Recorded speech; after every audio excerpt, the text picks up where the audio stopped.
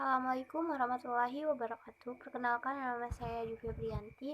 Saya dari Prodi Teknik Pertanian, Sekolah Tinggi Pertanian Kutai Timur. Saya di sini akan menjelaskan tentang atau mempresentasikan tentang makalah saya tentang ragam bahasa yang ditugaskan oleh Ibu Ramlah. Bab 1, pendahuluan. Latar belakang.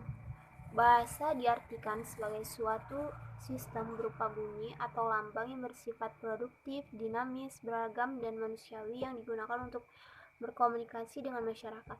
Bahasa sangat perlu dipelajari oleh seluruh rakyat karena bahasa merupakan salah satu bentuk komunikasi, suatu lapisan masyarakat untuk berinteraksi dengan masyarakat lainnya. Terdapat beberapa ragam bahasa, diantaranya ragam lisan, ragam tulisan, ragam baku, ragam tidak baku, ragam baku lisan, ragam baku tulisan, serta ragam sosial dan ragam fungsional. Rumusan masalah pertama, apa yang dimaksud dengan ragam bahasa? Yang kedua, apa saja macam-macam ragam bahasa? Ketiga, bagaimana cara menggunakan ragam bahasa yang baik dan benar? Tujuan penulisan. Yang pertama, mahasiswa dapat mengetahui apa yang dimaksud dengan ragam bahasa. Yang kedua, mengetahui adanya berbagai ragam bahasa Indonesia yang sering digunakan. Ketiga, penggunaan ragam bahasa. Bab 2, pembahasan. Ragam bahasa adalah variasi pemakaian bahasa. Bahman menyatakan bahwa ragam bahasa adalah variasi bahasa menurut pemakaian berbeda-beda menurut topik yang dibicarakan, menurut hubungan pembicara, kawan bicara, orang yang dibicarakan, serta menurut medium pembicara. Ragam bahasa digunakan oleh sekelompok anggota masyarakat dari wilayah tertentu yang biasanya disebut dengan istilah dialek. Ragam bahasa yang digunakan oleh sekelompok anggota masyarakat dari golongan sosial tertentu misalnya disebut sosiolek. Misalnya seperti bahasa masyarakat umum atau buruh. Golongan buruh kasar tidak sama dengan ragam bahasa golongan terdidik. Ragam bahasa yang digunakan dalam kegiatan suatu bidang tertentu seperti kegiatan ilmiah, sastra, dan hukum. Ragam ini disebut juga dengan istilah fungsiolek. Ragam bahasa yang biasa digunakan dalam situasi formal atau situasi resmi biasa disebut dengan istilah baku atau bahasa standar. Bahasa baku atau standar adalah bahasa yang dijadikan dasar ukuran atau yang dijadikan standar. Macam-macam ragam bahasa. Pertama, ragam lisan. Ragam lisan adalah bahasa yang dihasilkan alat ucap dengan fenomena sebagai unsur dasar. Dalam ragam lisan kita berurusan dengan tata bahasa, kosakata, dan lafal. Karakteristik ragam bahasa lisan. Pertama, memerlukan orang kedua atau teman bicara.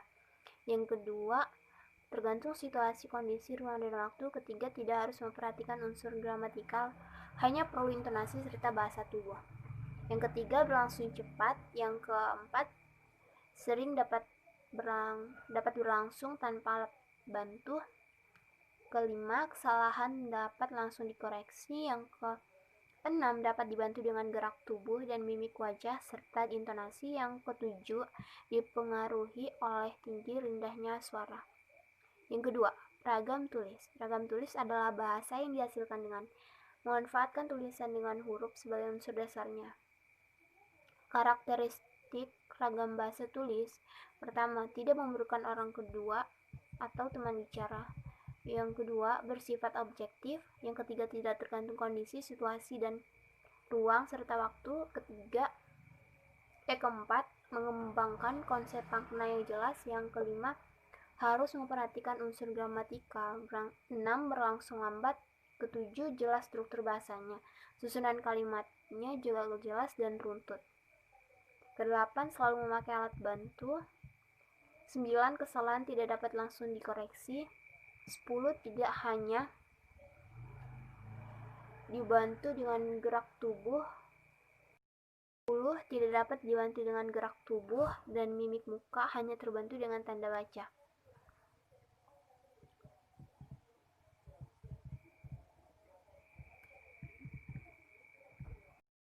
ketiga, ragam bahasa berdasarkan situasi dan pemakaiannya. A. Ragam bahasa baku. Bahasa baku adalah bahasa yang digunakan dalam situasi resmi di mana pembicara atau penulis dituntut untuk bersikap sopan atau hormat terhadap mitra bicara, pendengar, atau pembaca, seperti ceramah, pidato, seminar, atau diskusi. Yang B. Ragam bahasa tidak baku. Bahasa non-baku adalah ragam bahasa yang berkode berbeda dengan kode bahasa baku dan dipergunakan di lingkungan tidak resmi. Yang keempat, ragam bahasa berdasarkan cara pandang penutur. Yang A. Ragam dialek. Dialek adalah variasi bahasa pada kelompok masyarakat yang berada pada suatu tempat, wilayah, atau daerah tertentu. Yang B. Ragam terpelajar. Bahasa Indonesia yang digunakan oleh kelompok penutur yang berpendidikan berbeda dengan tidak berpendidikan, terutama dalam pelafalan kata yang berasal dari bahasa asing, misalnya fitnah, kompleks, vitamin, video, film, fakultas, dan sebagainya. Yang C. Ragam resmi. Ragam resmi adalah bahasa yang digunakan dalam situasi resmi seperti pertemuan-pertemuan, peraturan-peraturan, dan undangan-undangan. Yang D. Ragam tidak resmi. Ragam tak resmi adalah bahasa yang digunakan dalam situasi tak resmi, seperti dalam pergaulan, percakapan pribadi, seperti dalam pergaulan dan percakapan pribadi. Ciri-ciri ragam bahasa tidak resmi kebalikan dari ragam bahasa resmi. Yang kelima, ragam bahasa berdasarkan pesan komunikasi atau topik pembicaraan. Yang A. Ragam politik. Bahasa politik berisi kebijakan yang dibuat oleh penguasa dalam rangka menata dan mengatur kehidupan masyarakat. Yang B. Ragam hukum. Ragam bahasa hukum adalah ragam bahasa Indonesia yang corak penggunaan bahasanya khas dalam dunia hukum, mengingat fungsinya mempunyai karakteristik tersendiri. Oleh karena itu, bahasa hukum Indonesia haruslah memenuhi syarat-syarat dan kaidah bahasa Indonesia. Yang C. Ragam sosial dan ragam fungsional. Ragam sosial dapat didefinisikan sebagai ragam bahasa yang sebagian norma dan kaidahnya didasarkan atas kesepakatan bersama dalam lingkungan sosial yang lebih kecil dalam masyarakat. Ragam fungsional sering juga disebut ragam profesional, merupakan ragam bahasa yang diakibatkan dengan profesi, lembaga, lingkungan kerja, atau kegiatan tertentu lainnya. D. Ragam jurnalistik. Bahasa jurnalistik adalah ragam bahasa yang dipergunakan oleh dunia persurat kabaran, dunia pers, dan media massa cetak. Yang E. Ragam bahasa sastra. Ragam bahasa sastra memiliki sifat atau karakteristik subjektif, lentur, konotatif, kreatif, dan inovatif. Dalam bahasa yang beragam, khusus terdapat kata-kata, cara-cara penuturan, dan ungkapan-ungkapan yang khusus yang kurang lazim atau tak dikenal dalam bahasa hukum.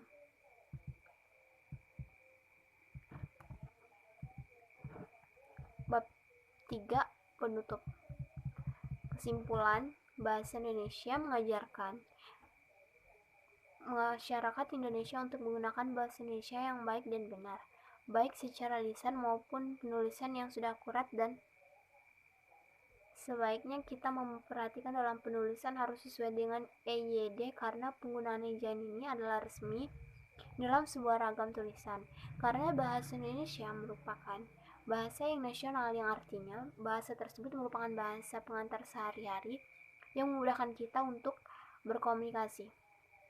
Secara garis besar, ragam Indonesia terbagi menjadi dua, yaitu ragam lisan dan ragam tulis, di mana kedua ragam tersebut memiliki perbedaan, yakni ragam lisan membutuhkan lawan bicara sedangkan ragam tulisan tidak perlu membutuhkan lawan bicara. Ragam lisan pun akan tetap dapat dimengerti walaupun tanpa subjek, predikat, objek, dan keterangan.